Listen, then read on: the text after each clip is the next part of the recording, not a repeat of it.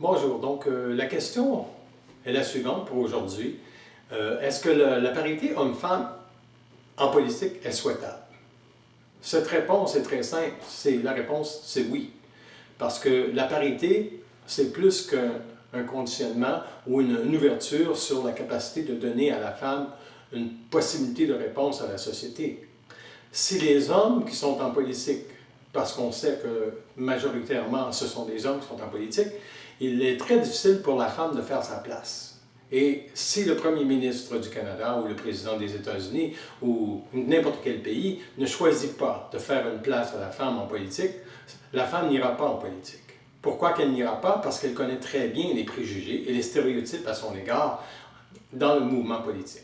Donc, nous assistons avec l'élection de Justin Trudeau récemment, une ouverture pour laisser de plus de place à la femme. Et c'est certain que Justin Trudeau est d'une autre génération, donc il n'est pas de la génération des baby boomers, et il a une lecture différente de la place en société pour la femme.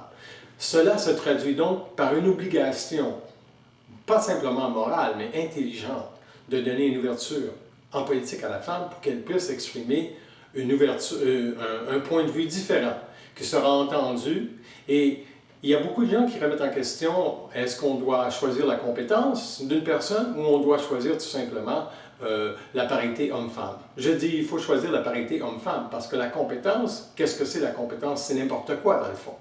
Nous avons vu avec le ministre Bolduc lorsqu'il était à la santé et lorsqu'il était aussi à l'éducation, que cela n'a pas donné les résultats escomptés. Et pourtant, on parle de quelqu'un de très chevronné, de quelqu'un qui a une capacité d'analyse et d'étude. Donc, ce n'est pas une question d'analyse ou d'étude, c'est une question de volonté. Et si les femmes ont la volonté d'être en politique et de faire une différence, il faut accepter cela et on ne peut pas discréditer une femme dans son propos par le simple fait qu'elle n'a pas une expérience suffisante pour être en politique. Prenez l'élection de la jeune députée, je crois que c'est avec la NPD, donc Ruth Brousseau, dans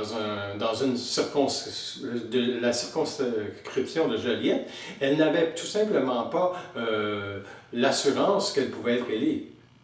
Donc, elle a été élue et elle a dû composer avec le fait qu'elle doit apprendre ce métier qu'est la politique. Et par sa compétence et sa volonté de vouloir apprendre, elle a tout simplement trouvé sa niche. Donc, ce n'est pas réel de dire qu'une personne est compétente en politique parce qu'elle a un bagage scolaire ou encore elle a réalisé de grandes choses. C'est un atout, certes, parce que ça donne une direction. On ne mettra pas quelqu'un qui n'a jamais une compréhension de la finance avec un dossier sur la finance. Donc, il y a des dossiers importants, mais chaque personne a un talent. Donc, c'est au premier ministre de s'assurer qu'il maximise, en nommant une femme dans un certain ministère, son talent.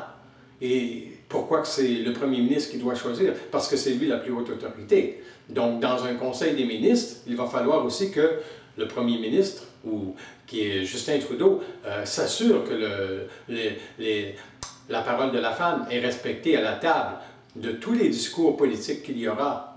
Parce que, tout simplement, il y a beaucoup d'hommes qui vont entretenir des préjugés et des stéréotypes à l'égard de la femme. Donc, il devra lui-même défendre dans les comités les idées de la femme.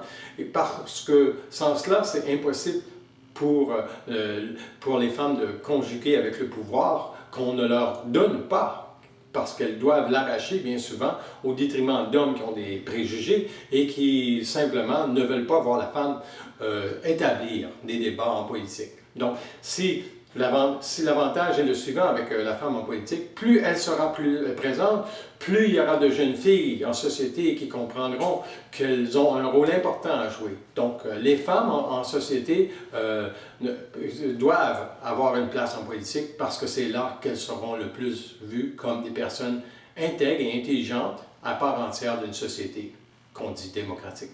Merci.